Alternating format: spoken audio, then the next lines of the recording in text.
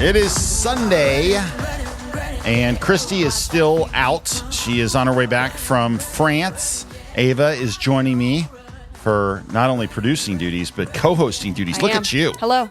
It's me. I'm excited to be on the show and on the show. Yeah, no, you're in the middle of this thing. Yeah. So I do want to go with a couple real quick updates here, and then we're going to get going and dive right in. Thanks for the interest in the last show. The numbers were huge. The feedback was huge. We're going to have a bunch of the feedback because I just wanted to kind of give voice to what you guys are saying. I'm sorry we can't get to everybody. We read everything. There's some really smart stuff in there where people are saying some really interesting things, some things that disagree with where we're coming from, whether it be me or Jay or even Krysty at sometimes. It's just great. I really do appreciate it. We appreciate having you guys on board. And so we're going to read some of those comments, some that kind of call into question what we've said, which is great. That's what we want you guys to do. And I think you're really well informed, and we'll have those discussions. Couple different things coming up. Wednesday's show is going to be a special show because we're going to be announcing our new television show, which is coming out nationally here on Thursday. So we are going to go through what that show is, where we shot it, what's going on, and what's going on with season 2. It's called Mark vs. the Mountain. Many of you were familiar with it when it ran locally here and back in 2019, and now it's going to be a national show where we've shot one season and we're getting ready to shoot another one, and it's going to be great, and we're excited for you to check it out. We would really love for you to support that show. We really need it because it's on a national platform. It's going to highlight the state of New Mexico. It's going to highlight what's going on in our northern mountains, and it's going to highlight God, and that's incredibly important to us. So we're going to talk about all that. Again, we'll talk about that on Wednesday. Also, I am almost certain we are going to have the first poll in the governor's race between Deb Haaland and Gregg Hull by a week from today. I think we're going to have poll numbers. We're going to know exactly where this race is, and we're going to tell you where it is. It doesn't mean that's where this race ends. It isn't, but it at least gives you an idea of where the race is going. So we are going to have that. I'm almost certain. I wouldn't mention it if I didn't know it, and so I think we're going to be very good to go on that, and so we're going to be able to tell you exactly where the race is. So that is some good news as well. Krysty will be back with us by Wednesday. But as far as what's going on right now, we want to get into this, Ave, and I didn't think we were going to start with this, but it started to break here over the past few hours, and that is Donald Trump had an interview with Meet the Press and Kristen Welker, and he had a pretty contentious interview, and then he ended up walking off the set. It was all kind of surrounding some election stuff, and especially what is going on in California. And what I want to do is I want to create a kind of a narrative for you at the beginning of the show because I think it's important. And that is, if you're a candidate right now who is running for a major office, let's say governor of the state of New Mexico, Senate in Maine, whatever it is, any of those big time positions, I think that you have to go in with eyes wide open, and you have to understand exactly how things play out and what they're really like, and what kind of environment it is. Because if you go into this thinking this is another one of those, hey, this is just my fun little election I've always been involved in, and I just get to do it my way, and then we'll just win this thing, I think you're crazy. Okay? I think what this is, and you have to understand the environment that you're in, and once you understand the environment that you're in, you can then run the proper campaign. And so I think overall, come on, Scout, you're good. Overall, I think it's important to understand where we are. So, Ava, the point I'm going to try to make here in the first about 3 or 4 stories that we're doing is that as a candidate, and especially as a Republican, you are swimming upstream in a way that you never imagined. And I think we're going to give some of those examples. All right. Cool. So let's start with Trump. Okay, so Trump sits down with Kristen Welker, and he talks about a variety of things, and we'll get a couple of them a little later, but I want to get to the election deal in California. So what's going on right now in California is we had California's primary the same day as New Mexico's. Now, don't forget, last Tuesday, we had New Mexico results within 3 hours. 3 hours, state of New Mexico, we're a rural state, and we managed to get basically every vote counted within about 3 hours, okay? State of Florida, a massive state. They get every vote counted even quicker than that, okay? California right now, nowhere near all the votes counted, and we are 5 days in. Yep. It is ludicrous, okay? It is absolutely unimaginable that it takes this long. Okay, so there are some people who say it's all fraud. Others say, oh, it's the way the system works. give me a break. It doesn't matter. In this day and age, in 2026, you should be able to get every vote counted in a state, even the size of California, within 5 hours. It absolutely can be done. Okay. So that's really the core of what this argument ends up being. Trump made a lot of points about January 6th and other things like that. I'm not getting into all that because I don't think that's the point of where we're going with this. So I want you to listen to what Trump says here, and then we'll get the response. But what you hear from Kristen Welker is, I think, what maddens so many Republicans and conservatives, where you have the mainstream media doing everything they can to protect a system that is absolutely designed to obfuscate and make the results. I think it just robs people of confidence in the results. Okay, so let's start with the first exchange between Trump and Kristen Welker. Mr. And it's President, happening again right now in California. You've never presented evidence It's happening that the right 2020 now in election California. was rigged. Right now, look at what's Where's happening in the evidence California. to that? It's The 4 Republicans days. are doing well in California. No, they're not. They're dropping fast because it's a rigged election. Let me tell you, it's 4 days. And they aren't even close to coming up with it. That's how they count You know the why they're votes in doing that? California. Because they're cheating on the election. Do you have evidence to support All I have to do is look. All I have to do is look. That's not evidence. And I listen to people, and let's see what happens. But, sir, that's not evidence. Do you think it's appropriate? That's how they count the votes in California. Do you think it's appropriate that they have an election and 5 days later they're nowhere close to picking a winner? State and local officials acknowledge they are slow. They're urging. No, they're crooked. They're urging the votes to be counted quickly. That's how they vote in California. They're crooked, just like you're crooked. Your press is crooked, and Meet the Press is crooked. To be fair, I'm not crooked, but let's Really? Let's Well, continue. you play right into their hands. Let's continue. You're either crooked or you're stupid. You play continue. right into their hands with this rap.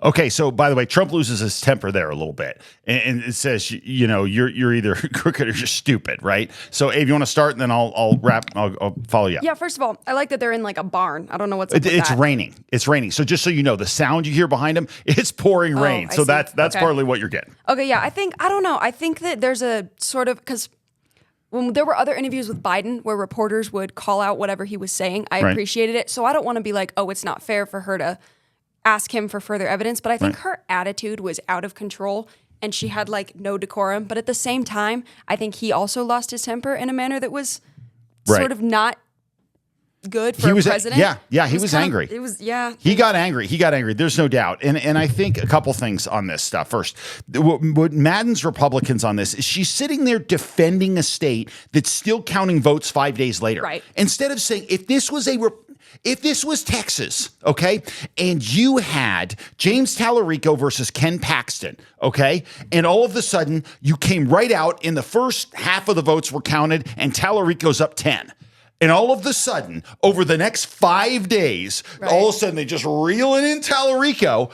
I guarantee you, Kristen Welker would say, Mr. President, are you not concerned that people are losing faith in elections with how long it's taking to count the vote? And all of a sudden the results are changing? She would absolutely do that. Right. And now she says, no, that's how they count votes in California. That's the way it goes. No, it's not the way it goes. Right. And that's the problem with biased media right there, is that Trump gets really angry. And he gets really angry about elections because he thinks he won in 2020. So then he looks at this and he goes, my gosh, this is infuriating. Well, it's infuriating to the rest of us for a different reason, not necessarily 2020, although there are plenty of people who are frustrated about that. I get it. But overall, what he's mad about in this particular case, and what most Republicans are mad about, is the fact that you have results you can't trust. You so basically distrust when you take weeks to count ballots. It's crooked. It is crooked, even if there's nothing illegal going on. And by the way, I love how she stands up and says, well, where's the proof? Oh, do you Proof really? is that it's taking 5 days to count the ballots. That's exactly right. Good. Look at you, kid. I know. Fantastic. Thank you. Start moving Appreciate some it. cams around too, by the way. You're leaving it on one Sorry. cam the whole time. All right, Sorry. come on. Let's get I'm some juggling. I mean, we got a double shot here too. Can we get of there? you We go. and I mean, nobody else. yeah, that's fine. I mean, right. you got to throw all these things in. All right, okay, cool. but you're making exactly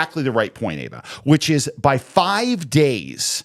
And by the way, it's not going to be fixed in 5, another 5, maybe 10 more just to get everything counted. That alone destroys confidence in this.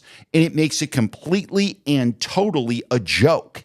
And so therefore, when you look at all of these things together, it absolutely and rightfully gives people questions about this. And instead of the media doing their job, they are yet again running cover. And if you are a candidate in this election cycle and you think you're not going to be running against whoever you're running against, all their money, all their supporters, and the media, you're crazy. This is not a teeny-weeny little primary where you get to run against someone who has no name ID and you get to sit there and be like, I'm going to win this thing just because I'm a good guy. That's not going to happen. So wake up. It doesn't matter who you're running against. It is going to be a battle. It's the way these things go. It doesn't mean you're a jerk. It doesn't mean you're insulting. But what it does mean is you have to run a serious race against an uphill climb. That's just the way it goes. All right, so let's go Trump again here. Let's listen to him. And this is sort of when Trump eventually says, I've had enough.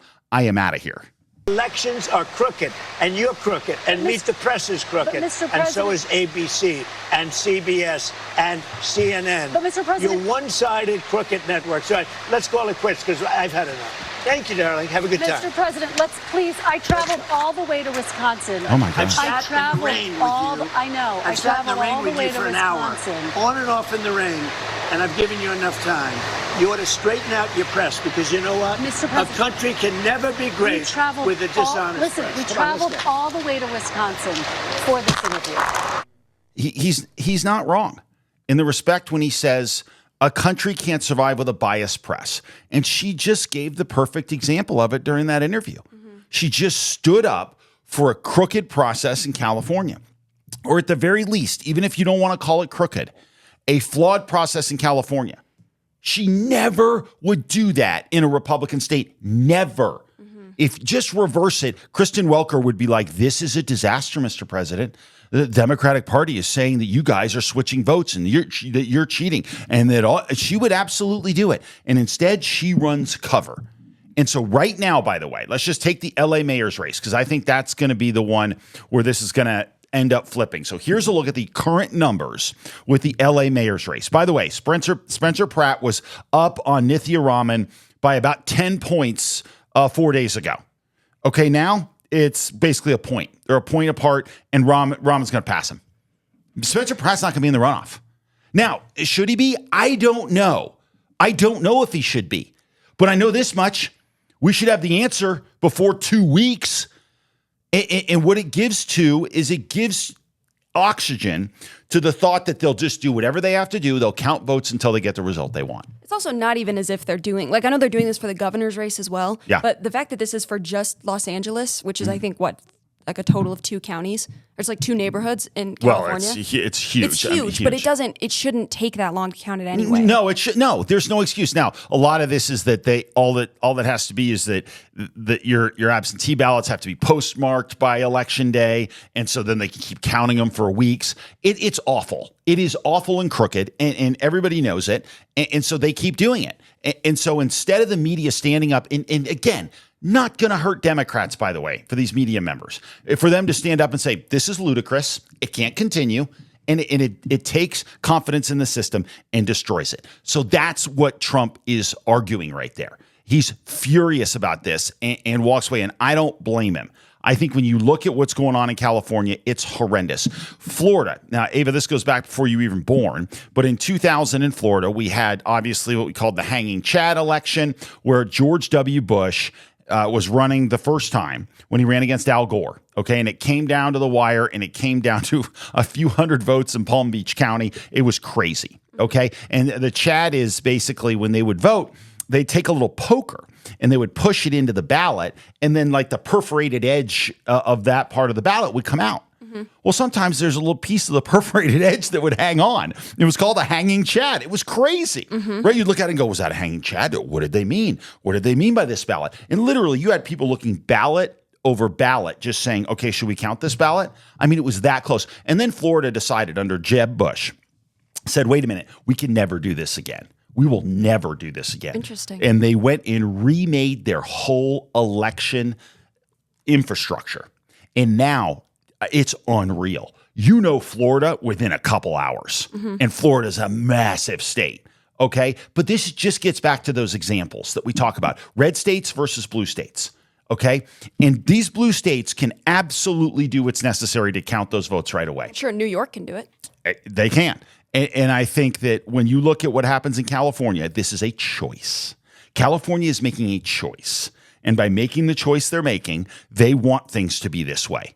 They want to carry these things out. It's incredibly crooked. It takes any confidence in the system and destroys it. So anyway, that's story number one, that I want you to understand that when you get into electoral politics at the highest level, statewide levels, stuff where you're one of 50 governors in the country, or you're one of 100 senators, or you're one of a few congressmen, okay, or congresswomen in the state, congresspeople, this is big time stuff, right? It just is. It's big time stuff, and you better be prepared to fight, because I'll tell you what's going to happen. If you're not, a few things are going to happen. It's going to cascade and become a real problem. So, all right, let's go. I want to jump back now. Let's jump back to New Mexico's results in the governor's race, and a couple of things we're going to talk about here. I think, first of all, we've got Gregg Hull versus Deb Haaland, and we have the final numbers in. Hull got about 56,000 votes. He won by about 10 points. Okay?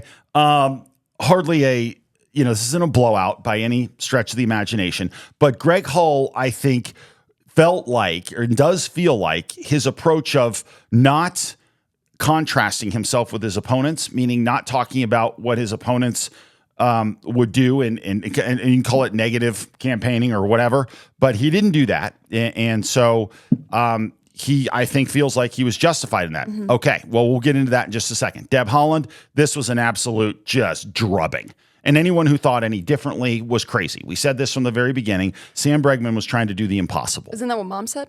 What? Didn't Mom say she believed in Sam? No. No, she understood, I think, that this was going to be a blowout. Sam Bregman was trying to win a Democratic primary with a centrist message. You can't do it. So the voters you see there that Haaland got, even to some degree that Bregman got as well, those are Democratic primary voters for the most part, and they are very far left. That's just the way it goes. So Bregman not winning this isn't an insult to Bregman, other than he shouldn't have run. I mean, he just had no chance. He never had a chance from the very beginning. And anyone who told you that he did just doesn't know. I mean, it's easy to know these things, and so you can't do that. So, all right, so Bregman gets blown out. That's not a surprise. And so what we have here is Haaland, with the amount of money she's raised, is a massive favorite over Gregg Hull. Okay. Mm-hmm. So then the first article that we get from the Albuquerque Journal after the election is this. Haaland Hull quickly shift focus to November after primary election victories. Both gubernatorial nominees say they plan to run positive general election campaigns. Okay, so if I'm Deb Haaland, by the way, that's exactly what I say. Because Deb Haaland is in the lead. Whether we know it, we'll see what this poll says, but Deb Haaland is the clear favorite. Well, no, I mean, she is. Yeah. I mean, yeah, we'll see. We'll see what the polling didn't she says. get 150,000 votes? He got 60,000. Well, no, agreed. There's definitely a lot more Democrats to vote. But remember this much, though. Hold on. There's one thing about this. You got to remember, the primary is not the general election. To win the general election, you're going to need probably 400,000 votes in the state. Dang. Okay? So this is not, to think that, I won the primary this way, I'm going to win the general this way, is ignorance. Like, no. So what you had in those two elections, Ava, is you had the super hardcore lefties mm-hmm. and the super hardcore righties mm-hmm. and people who vote all the time. So those are those people. But the vast majority of the voters didn't vote. Didn't vote, right? Yeah, something like 20% of the state voted. Right. And many more than that, more than 50 will vote in the general election. So it's a totally different election across the board. It is not the same. All right. Not even close. But anyway, okay, so let's just listen to what each of them say here in the article. All right. I want to talk about myself. I don't want to talk about other people, Hull told the Journal, adding he rebuffed repeated outside calls to be more aggressive during the final weeks of the three-way GOP primary race for governor. Was that you? Were you the repeated outside aggressive calls? I have it on good authority. I think he's at least partially referring to me. Dang. Okay. And I think, first of all, absolutely. And so here's the thing I'll get to before we get to Haaland. Well, hold on, do Haaland, then we'll get to him both. Okay, yeah. Haaland sounded a similar message during a Wednesday news conference at an Albuquerque restaurant, saying, I hope it's the most boring governor's race in the country, where we're just focusing on the issues. I bet she does. She also said she would be happy to debate Hull in the run-up to November after drawing criticism for debate dodging from her Democratic primary opponent, Sam Bregman. Okay, I think they're going to rethink that, but maybe they I don't. don't think they will. I don't think they'll debate. Yeah, I don't think they will either. I don't think they will, but they might. Okay, so who knows? We'll see on that. We'll see if it ends up happening, how it all shakes out. That to me is less important either way. I mean, she can debate him. She may not. I think she probably won't, but who knows? We'll see what ends up happening on that. It doesn't really matter. She can debate him. She's got to be really careful, but she can debate him. But Hull saying, I don't want to talk, or I want to talk about myself. I don't want to talk about other people. That's just ridiculous. It's ridiculous. And what we're advocating for here is for Gregg Hull to stand up and say, here's what I'm for, and then here's what my opponent is for, and here's why my ideas are better. That's it. No one's asking for Gregg Hull to stand up and call Deb Haaland names. I think that's dumb. I hate when Democrats do it. They did it to me. Oh, he's stupid TV guy. He doesn't respect women. He doesn't respect all the stupid cheap shots that are ridiculous. They did it to me. The weatherman. The weatherman doesn't know that. Whatever. Yeah. Okay. It's juvenile. It's dumb. Ronald Reagan's really dumb. He's not a really smart guy. He's a dumb president. George W. Bush is dumb. Donald Trump is dumb. They do it all the time. It's weird. I mean, oh gosh. So they do it all the time. They're great at it. They always do it to Republicans. I don't like when it's done. Republicans do it to Democrats too. I don't think it's effective. But what I do think is effective, and what I think the voters deserve, and not just Republican voters, okay? Voters in general deserve a candidate who has enough respect for them to stand up and say, here are my ideas, here are their ideas, and if you support them, this is what will happen. This is why you should support me. It's called running a campaign. Here's what happens when you don't do it. Okay. If you stand up and think, well, I don't need to do it. I know better. I don't need to talk about my opponent. What happens is the air will be slowly taken out of your campaign. It'll be taken out. So the enthusiasm will go away. Your opponent will start hammering you. You'll start shedding votes, and people will look at you, especially your own supporters, and say, are you good enough? Are you passionate enough? Do you care enough to stand up for our values? And it'll appear that you don't. I think and if you don't, by the way, guess what the first thing is that happens? You stop raising money. And we've already seen problems raising money in this race. And so if you decide, I'm just going to talk about me, in very short order, people are going to start looking at you going, you're my voice. Mm-hmm. You damn well better stand up and act like it. Okay, and again, yeah, could I be wrong? Absolutely, I could be wrong. I was wrong about the primary, but this is not the primary.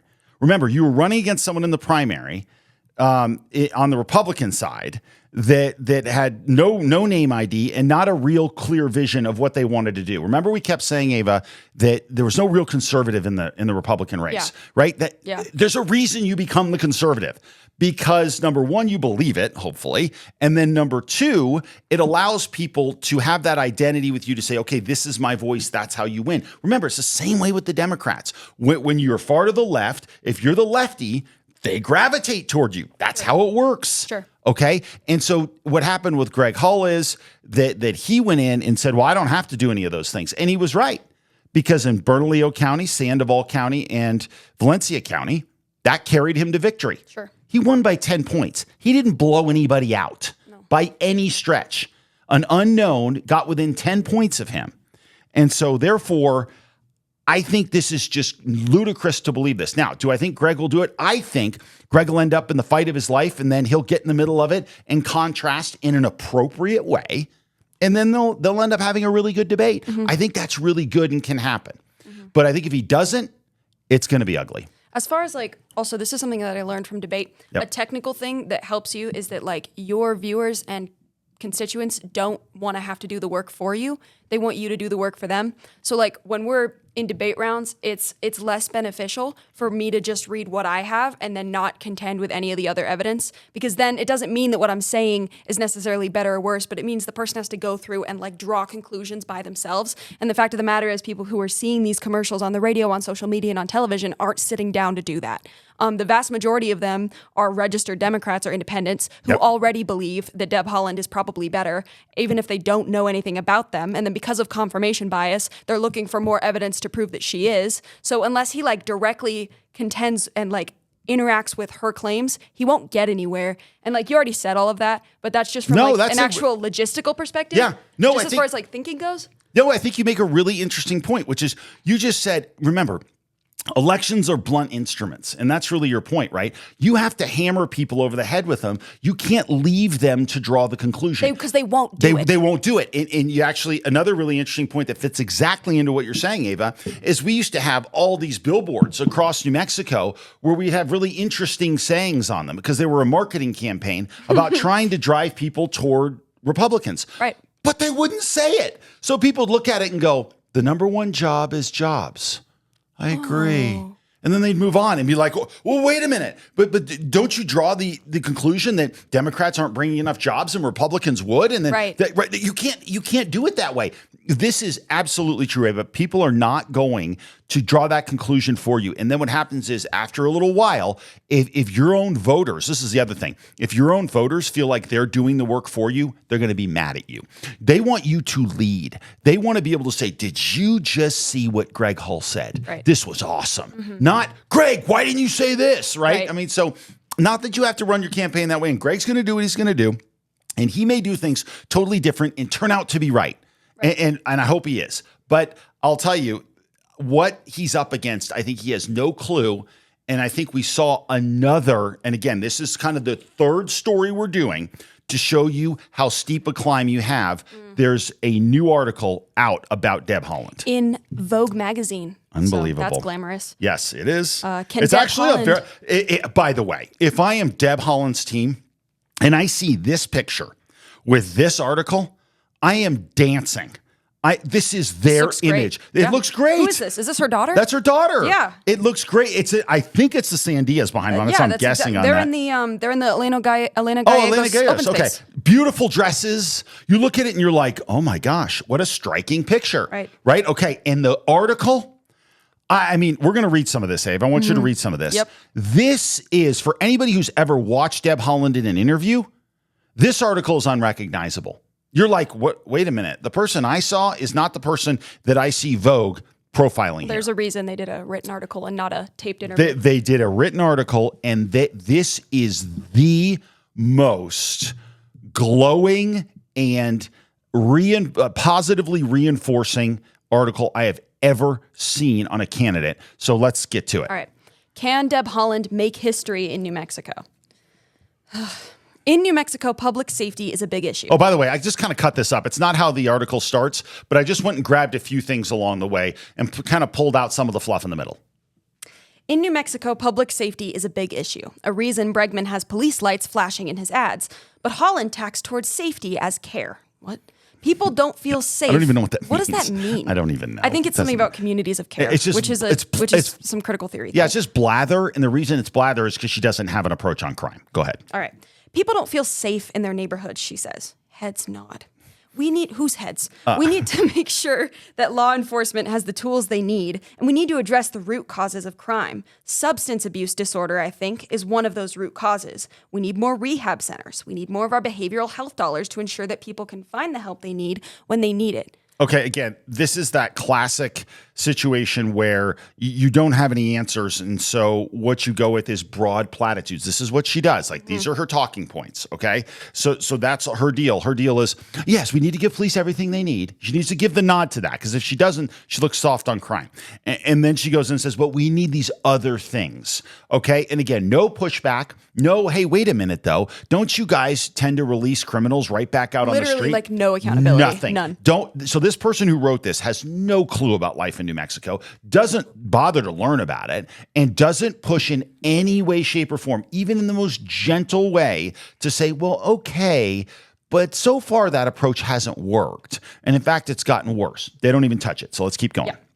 And then the wind up. We have to win this election, and that's why I'm working so hard. The primary is coming up on June 2nd. We need to show the Republicans that we're ready to win in November. We scare them in June, and we win in November. The crowd cheers again. Okay, keep going. Later, during questions, she's asked about her policies around substance abuse. Okay, good. Okay, I want you to listen closely to what Ava's about to say, because there is a sleight of hand here that is very effective. And that sleight of hand is Deb Haaland has taken advantage of rehab herself. And so she's drawing the connection here of, wait a minute, I speak of this from a place that I know well. It's a very, very interesting little tactic. Okay. Later, during questions, she's asked about her policies around substance abuse. Just so everyone knows, and I've been very transparent about this, she says, I've been sober for 30 years. I went to treatment for alcoholism over 30 years ago. And that's why human beings, I think we can do good in the world. Some people, they need help to become better citizens. And so I want to make sure that the state is stepping up. Okay. So again, her soft on crime approach is bolstered by her own personal experience. This just couldn't be any better for her. That's not an answer. There's no question it's not an answer. She has no answers. But the point is that when your average voter reads this, they kind of go, oh, okay. Oh, that's sweet. Yeah, that's good. That's good. Okay, let's keep going. The past is not so past for Haaland. She tells me stories of summers on the Pueblo. Traditional dancing, her grandfather growing food, her grandmother cooking and canning. She lights up when I ask her about Soma's poetry and remembers her daughter, by the way. Favorite readings from her own college poetry class. She majored in English at the University of New Mexico. To a question of the viability of the Democratic Party, she says, I'm going to die a Democrat. It's going to be on my gravestone. Oh. And look, I know that people get frustrated with the Democrats. I'm not saying that Democrats are perfect, but I still feel that our values win the day for the most vulnerable people in our country, the first people any politician should ever think about. Okay, again, just complete and utter just PR for her. I mean, absolutely. I mean, it's ludicrous. And again, could be the time right there. Democrats have been in charge of New Mexico for the past 90 years. And especially in the past 15 years, they've had complete and total control, which has led to higher crime, issues with doctors leaving the state, and of course, the last place education system. Doesn't say any of that. No. Doesn't do any of it. Just completely gives her a free pass. And so, Ava, let's do the last one. Start with Sam Farrell. Sam Fernald, director of the New Mexico Water Resources Research Institute, talks to Haaland about conserving water in agricultural settings. One of the biggest problems isn't that we have less rain, Fernald tells her, it's that we have more evaporation because the temperatures have gone up. Haaland asks about deep root irrigation, something she learned about at Interior. Yes, that is one of the solutions, Fernald says. Otherwise, the water evaporates and goes to Texas and the rest of the world, and we want to keep it in New Mexico. Absolutely, Haaland says, laughing. Okay, one of the real problems she's had is that does she have a full grasp on the issues? And this is just purely designed to show, oh no, she's got a grasp on the issues. She's talking about irrigation. She's talking about evaporation. Yeah, climate change is really important. Yeah. No, and I think in this particular case, again, all of this is just to bolster what she's doing. So get ready, okay? This is going to happen constantly. You're going to see these glowing profiles that take a 10,000-foot view, try to create an image in her. And that image is she's a woman of color. Well, yeah, a woman of color or a Native American from this state who is wise to what's going on in the state of New Mexico and will lead us with a steady hand. That's what they're going to try to do. She's been here for generations, 35 generations or whatever. They did that one too, by the way. How many generations her family's actually been here, all that stuff.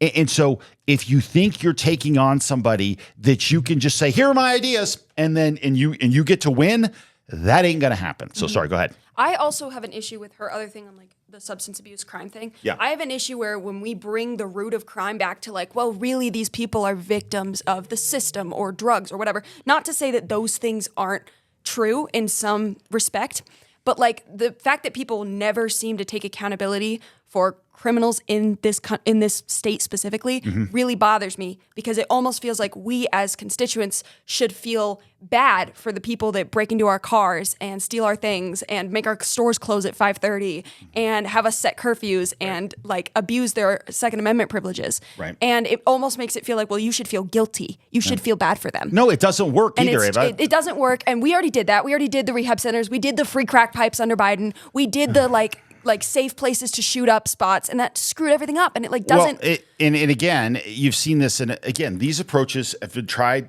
time and time again in blue cities or in blue states, and they clearly don't work. And Look they at haven't. Portland. Portland's terrible. There's no question. California, we're just there. like it does. None of it works. Everybody knows New York this City. stuff. And whenever anybody says, "Let's deal with the root causes," you know right away they're about to send you down a ridiculous road. And so it's also not that root causes can't be dealt with because they No, should they- be, but yeah. not immediately. Yeah, You need yeah. to have the actual issue under control. If you're bleeding to death, you stop the bleeding and then you go into surgery. You don't immediately open that person up. Yeah, no, that's fair enough. Okay, let's. So anyway, just as a quick wrap on this, The general election is a different animal altogether. We'll see what ends up happening. I hope Gregg takes the right example from the primary, and not that, I was right not to draw a contrast, or no, I don't need to draw a contrast. Okay, if you go that way, your campaign will collapse in two different ways. One, from within, because you won't get the support because people don't think you're fighting for them. And number two, it doesn't work that way. Voters need to understand the differences between you, but it doesn't have to be disagreeable. It doesn't have to be cheap shots. It can be absolutely based on policy that will help people and allow people to make that decision. And again, no cheap shots. That is not what I'm saying at all in any way, shape, or form. All right, let's go to quickly. Let's hit some emails from this. And I want to just respond to them as we go. These are YouTube comments. Let's go rapid fire on these. All right, Marilyn says, yes, Krysty and I were right. Marilyn, you're right. Krysty was right. It's too bad she's not here to take credit. All right, Richard says, the Republican turnout was low because people didn't know who to vote for. No distinction between the candidates. I think this is true. But I voted for Hull because of his reputation as a spiritual person. He needs to establish that in the race to set himself apart, along with administrator over bureaucrat. Okay, I think I very much agree with this email as well. Partly what happened, this is the correct message I think you take from this, if you're Gregg, is that you had a race where there's not a lot of people to find, and Gregg had done a really good job in Rio Rancho. So he was able to ride that to a win in a primary by 10 points. Okay, you will not ride that in a general election. It's not going to work. Not when your opponent's in Vogue. Yeah, and not when your opponent is going to likely raise $5 million every couple of months. Ronchetti is tone deaf, says Margaret. Yes. Hull is perfect candidate for NM. Great admin experience. Rio Rancho is a success. Look at the ABQ disaster with drugs, crime, etc. This state could be the next California. Okay, Margaret, I didn't say Gregg wasn't a good choice at all. Didn't say that. So I'm not tone deaf on anything, as a matter of fact. And I agree that Rio Rancho is a success, and that has helped carry him to victory. I think that's great. And I think Gregg could be a very good candidate. You have to actually listen to the show. And I said Gregg has an opportunity in our last show to be the exact antidote to Deb Haaland. He could be the person that's a really tough opponent for her to handle. But you got to run a race where you can actually win it. That's all. And it has nothing to do with Gregg as a person or what he's done. He's well positioned in that respect. Yep. Mark says, Jay and Mark are partially wrong about how Hull needs to proceed. He does need to concentrate on New Mexico for sure, but also needs to make this a national race. Deb is going to hide and really do anything to proceed and will still accumulate a lot of votes from the machine. He needs national donors and support for his campaign. Hull also needs to concentrate on the entire state and make them understand who he is. He can't simply focus on the metro area. Yeah, no, I agree. But by making this a national race, what's that? I put the camera on me instead of on the comment. So here's the comment if you guys want to look at that. There's the comment. There it is. No, I don't. I think largely I understand your point here, but no, you don't make this a national race. You raise money nationally. That's different. Absolutely. But no, the issues that you talk about are solely New Mexico issues. And then you go to other parts of the country, which again, if you have a real campaign, you have someone who's in charge. There's one person in your campaign in charge of raising money for you nationally, and that's their only job. And you go do that too. And so that's absolutely part of this. You're absolutely right. And you do need to win the metro area, don't you? You don't. He will not win the metro area. Hull's not going to win the metro area. He's not. But I think Rio Rancho can help him mitigate losses in Albuquerque. Okay, he's going to lose Albuquerque. Like there's no way around that. Sure. It's a 20-plus point differential. He's not winning Albuquerque. However, he doesn't have to win it. He just has to make that closer and then run it up in the rural areas. Right. That'll be his path to victory. All right. Okay. For some odd reason, says Mayot, I think Hull has a better chance of beating her instead of Bregman. He really has done a lot with Rio Rancho without acquiring debt. I do worry about how much less campaign money he has, though.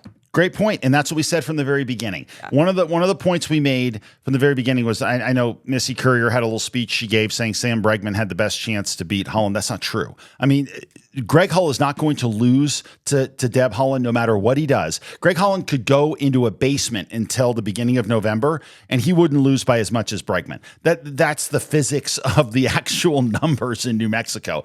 Gregg Hull's floor is 45%. Sure. So he's not 45, but that's not his floor. But 40% is his floor. So any Republican running against Haaland was going to have a better chance than Bregman. There's no question about that. That's just a fact. Yeah.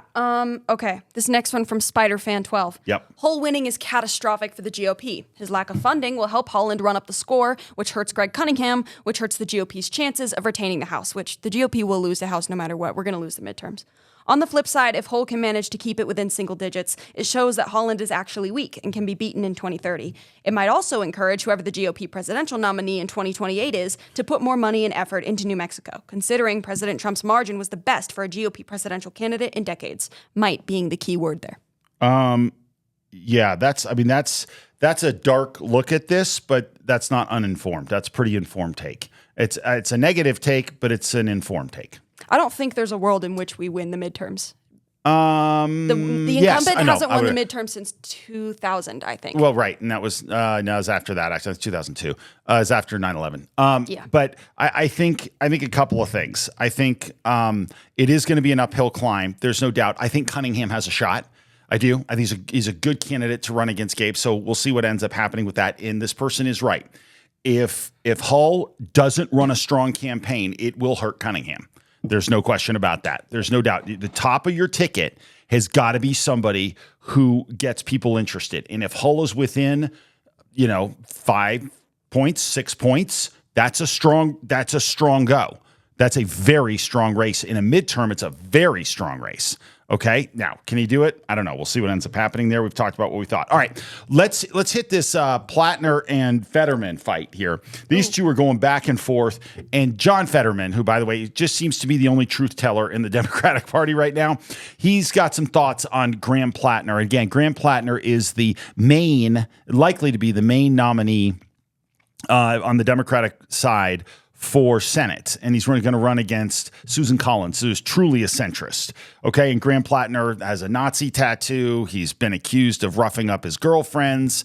He's been accused of being on basically a teen hookup website. I mean, this stuff is ugly. So overall, Fetterman is like, this guy's a clown. That's basically what Fetterman is saying, and we have better candidates than this guy. So let's listen to what John Fetterman has to say. I'm a Democrat, and I think we have fantastic candidates across our map in Ohio and Georgia and Texas and all their thing. But I'll be the one honest Democrat to describe. Look at that visual on there. I mean, that dude was on Kick for a decade. I mean, do you know what Kick is? Just anyone watching, Google what Kick is. They have serious underage problems with people that are in that, and they go there because it can be anonymous and they can do all kinds of depraved things. And I've watched that interview on MSN Now, and for that cream puff interview, and he asked P. Hustle, all those people that you were dropping all the dick pics and saying these things, they were all 18 or older, right? Oh yeah, definitely. Yeah, whatever. He didn't push back there. Well, hey, what's your protocol? Did you have, check ID? How could you really be sure? That's the thing. So, and now just last year before he was going to run for the Senate, he was dropping all those kinds of pics and texts with a dozen women for there. So that's not redemption. That's a guy that got caught doing these things. Yeah. I mean, he's right. I mean, he's 100% right. This guy's an awful human being, and I can't imagine, no Republican would get through a primary with a past that was half as bad as this. No, agreed. The media would be up in arms. They'd be going crazy, and instead it's just kind of all like, well, you got to beat that vicious Susan Collins. You got to beat, the machine. Yeah, the GOP MAGA. that are all, evil and want to kill you, and Susan Collins, who, MAGA. voted for, what's her name? Ketanji Brown Jackson. Yeah. And, MAGA Collins. Okay, and so then Graham Platner has decided he's going to come back and he's going to make his statement. If you've ever listened to Graham Platner, this is what he sounds like. So here's what Graham has to say. Do you want me to do it? I'll do it. John Fetterman seems to genuinely think that the reason no one likes him is because he refuses to wear a suit. It's not the hoodie, dude. It's because you become a stooge for AIPAC. By the way, that's a shot at Israel. And the Republican Party. All right, this guy is honestly like a raging clown. And I think it's unbelievable that they've stuck with him, honestly. I think it's crazy that they've done this. I don't know what's going to end up happening, but I do think the Democratic Party has about a month after the primary, which is on Tuesday, to bounce him, and I would not be surprised if they do. They should. So we'll see what ends up happening. Okay, and this kind of gets back to the point on what's going to happen in the midterms. Ava thinks we're going to lose the House. I think you're probably right. But one of the reasons that it may not be as bad as you think is what's happening right now in the Democratic Party is they just don't have anybody that appears to be serious about much of anything. So Marco Rubio goes up in front of Congress last week, and he spent some time in front of the Foreign Affairs Committee and was questioned by a variety of people, and it was a goat rodeo. I mean, it really was. Listening to these people, it was just like, what are you talking about? And Sara Jacobs was one of those. She's from California. And now remember, we were involved in a war in Iran. You have the Secretary of State sitting in front of you. And believe me, you can hammer him on what's going on in Iran. Mr. Secretary, the president has given us indications on this date, this date, this date, and this date that the war was coming to an end, and it has not happened, right? I mean, there is a very simple way to go in and ask really substantive, important questions. And instead, what you get is a bunch of failed theater kids who sit up there, get elected, and then decide to grandstand for the gram. And then they're hoping to just end up with some social media moment that's going to make them famous instead of actually doing the people's work. And here's a great example of Sara Jacobs just acting the fool. It seems like you have an issue admitting facts. You can't say that the president lost the 2020 election, just like you won't admit President Trump is losing this reckless war of choice, and just like you couldn't admit that the shoes the president bought you were too big. You clearly don't know what winning means, and not because the facts are unclear to you, it's because telling the truth would cost you your job, and the American people are entitled to a Secretary of State who tells them the truth even when the president doesn't want to hear it, and my constituents, our service members, deserve better. Mr. Chairman, I yield back. I don't know what shoes she's talking about. What is she talking about? I don't know. Representative Burchett, you're recognized. Thank you, Mr. Chairman. If you'd like to answer any of that. Yeah, I don't know about the I'll shoes. give I mean, you he a gave me minute. some Florsheim shoes. They're actually pretty good. They fit fine. I don't know what she's talking about. And maybe that's what she's referring to. Your shoes look very nice today, Mr. Secretary. Well, how can you see them? They're way down here. We're talking about shoes. Are you guys kidding me? I mean, is this the Foreign Affairs Committee or is this like a circus? What is this? Yeah. I mean, it's just, so that's where you get, right? You get a bunch of clowns and we're not electing our best. It's as simple as that. And it's pathetic.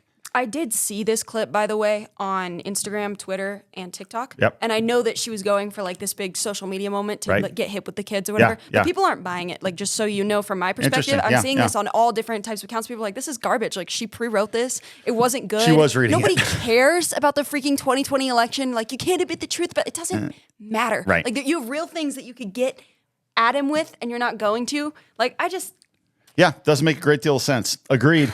Okay, so real quickly on Iran, that before Trump walked out on the Kristen Welker interview, okay, he did talk about what's going to happen in Iran and what do we have to do with the nuclear material that's there.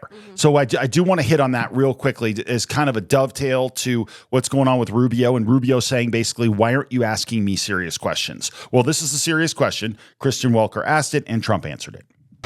Will you and would you be open to sending in U.S. forces to retrieve the nuclear stockpile? So the official name is highly enriched uranium. And I call it nuclear dust because it seems to be nice and everyone understands it better and it's sort of cute and people picked it up. But the way you do it is if we make a deal, that now we're friendly, we'll all go together. It'll be our equipment.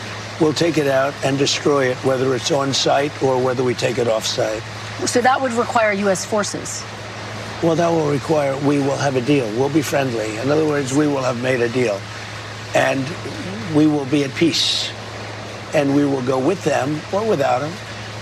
But we won't have people shooting at us, okay? Now, if we don't make a deal, then we're going to take them out militarily, very harshly. And we'll wait till we do that before we go, in which case we'll have safety either way. Okay. The tough part about this is stretching on much longer than I think anybody wanted it to. We talked about this at the beginning, that if it went quickly, efficiently, and in a way that moved the ball forward and got rid of a very dangerous and murderous regime, then it'd be very good for Trump. Well, it's stretching on and it's very bad for him. And so as this continues, it's going to continue to be an issue. So we'll see what ends up happening. And again, but Trump does that whole thing. We're going to come back and we're going to hit him super hard. Well, that may have had an impact a few months ago, but we've heard that 50 other times. It's just not happening. It's tough to think that much is going to change right now. We'll see what ends up happening. But again, this is just bleeding support away and making the climb steeper for every single Republican where this issue needs to be dealt with. But again, the only thing worse then no deal is a bad deal. So you don't want to see that. Yeah. Okay. So I have another issue I want to run by you. So it is Pride Month, of course, and we're not going to get into the efficacy of Pride Month. You and I can disagree on that at another time. But I did find this an interesting issue, and I was kind of curious your thoughts on it. Dodgers had their Pride Month celebration here on Friday night, okay?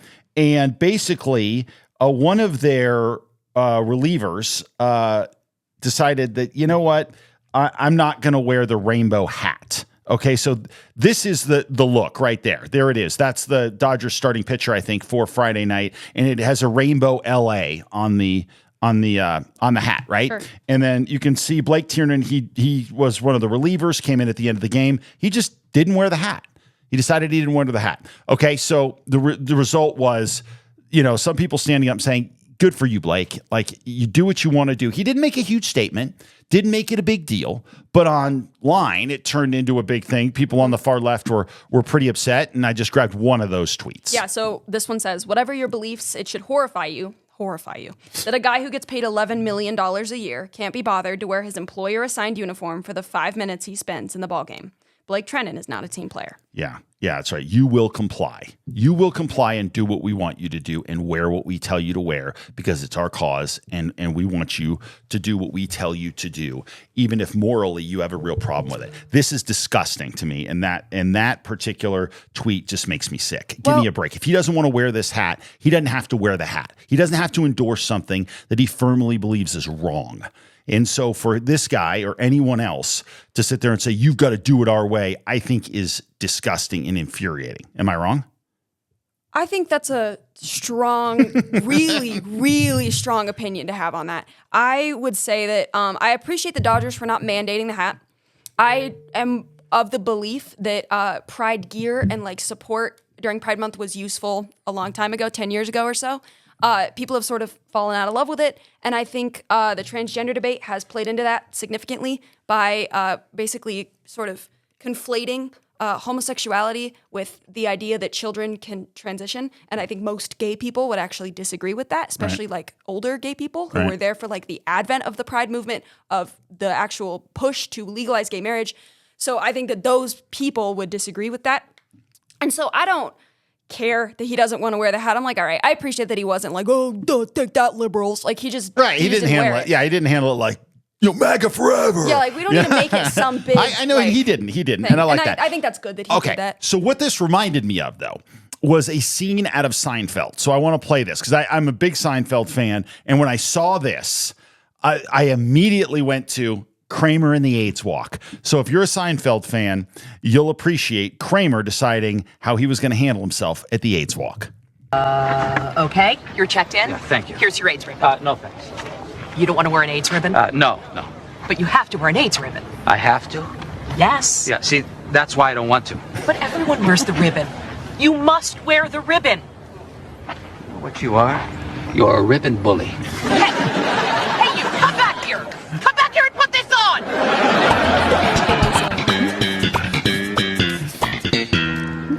Hey, where's your ribbon? Oh, I don't wear the ribbon. You don't wear the ribbon? Aren't you against AIDS? Yeah, I'm against AIDS. I mean, I'm walking on it. I just don't wear the ribbon. Who do you think you are? Put the ribbon on. Hey, Cedric, Bob, this guy won't wear a ribbon. Who? Who doesn't want to wear the ribbon? So, what's it going to be? Are you going to wear the ribbon? No, never. But I'm wearing the ribbon. He's wearing the ribbon. We are all wearing the ribbon. So why aren't you going to wear the ribbon? This is America. I don't have to wear anything I don't want to wear. What are we going to do with him? I guess we're just going to have to teach him to wear the ribbon. All right, so that's a hilarious scene. If you've seen it, just reminded me of that. So all right. Anyway, okay, two more quick stories. Yep. One, there is a rescue that just happened on Everest, and it's unbelievable. Sherpa survived 6 days in the death zone. So what happened was they climbed Everest, got to the top, okay? Mm-hmm. Then he ended up being left behind and had to survive for 6 days. This was so bad that he fell into a crevasse at one point, okay? Should have just died there. Mm-hmm. There was an avalanche of sorts that went into the crevasse next to him, allowed him to climb out of the crevasse. That's good. That's amazing. On that snow and ice. What a blessing. And that absolutely a blessing. I mean, if you don't believe in God after that, I don't know what to do for you. And then he ends up coming down. We have actual video of him. Show the video. He looks, now you can see he's got some serious issues with, I think, frostbite on his face. But there he is, and he looks pretty good. He's in unbelievable physical condition, clearly, as a Sherpa. I mean, these guys are probably 75. Yeah. Well, he looks it. He probably isn't, actually. He just has skin that has been up at 29,000 feet. Yeah, he's 32 years old. But, unbelievable. This has to be a movie. You can't not have a movie out of this. So I don't know what Hollywood's doing, but they've got to get the rights to this thing. Like the movie with that guy who got stuck in the rock. Had to cut his arm off. Yes. Yeah, he had to cut his arm off. This is even better than that. By far. Are you kidding? He's in a crevasse. He would be dead. And then if not for another avalanche, and then he can climb out. Yeah. What is happening here? It's pretty good. It's unbelievable. So there you go. All right. We have not had game day recently, but we do now. All right, folks. Okay. So here we go. Let's go to it. Into the Wild with Mark and Ava. Here we go. All right. This is number one. Kitty. Little Bobcat.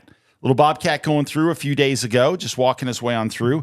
Not bad at all. And then for the first time, we had a bull elk bed. Yeah, he was bedding down right in front of our camera. He is handsome. He's beautiful. He absolutely, you can see his horns just starting to come in. Yeah, he just kind of sat there. Got the felt on him still. Yeah, because they're just coming in. Little absolutely. Baby. Yeah. Well, he's not a baby. He's a big guy. Once those things come all the way in, he's going to have a very impressive look. And then two elk getting to know each other here. Take a look here. We're getting a little snifferoo. Yeah, they're kind of sniffing each other and kind of set. Does these are both bulls. Nope. Okay. Actually, yeah, they're both bulls. Actually, sows, I believe, is the term for female elk. Yeah, but these are bulls. I know, but okay, cows. They're cows. I thought they were sows. No, they're not sows. They're cows. Are those? No, they're not. Okay, so this is the great one though. Here we go. What do you think this is? What up, bear? Yeah, it's a bear. Just wait though. Look what happens. I thought I was going to have to replace this camera because the bear just keeps on coming.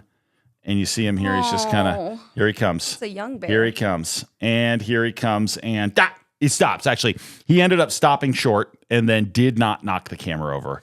But a pretty cool shot there. Yep. So, all right, Abe, thanks for the co-hosting. Yeah. Can I do the outro? In 1 second. So what we've got going on is we've got a special edition of the show for you on Wednesday. We're going to talk about our new show, Mark versus the Mountain, on Great American Family and Great American Pure Flix. So we're very excited about that. We hope you'll support it, and we'll run the preview of that. We'll have a sizzle reel for it so you can check out what the show is going to be like. And then we should have on Sunday next week, a week from today, the first poll in the governor's race. So that's being done as well. So we're pretty excited about it. So please join us for that. We appreciate it. And Krysty will be back starting on Wednesday. All right. Thank you so much for watching the No Doubt About It podcast. This was a longer show. Please feel free to like, subscribe, and leave a comment. We read them, all of them. And if you're funny, we put them on the show. Or you can go to our website, which is nodoubtaboutitpodcast.com. You can give us a donation to keep our lights on, which is awesome, or pay my allowance. Thank you so much for being with us, and we will see you next week. You've been listening to the No Doubt About It podcast. We hope you've enjoyed the show. We know we had a blast. Make sure to like, rate, and review. We'll be back soon, but in the meantime, you can find us on Instagram and Facebook at No Doubt About It Podcast. No doubt about it.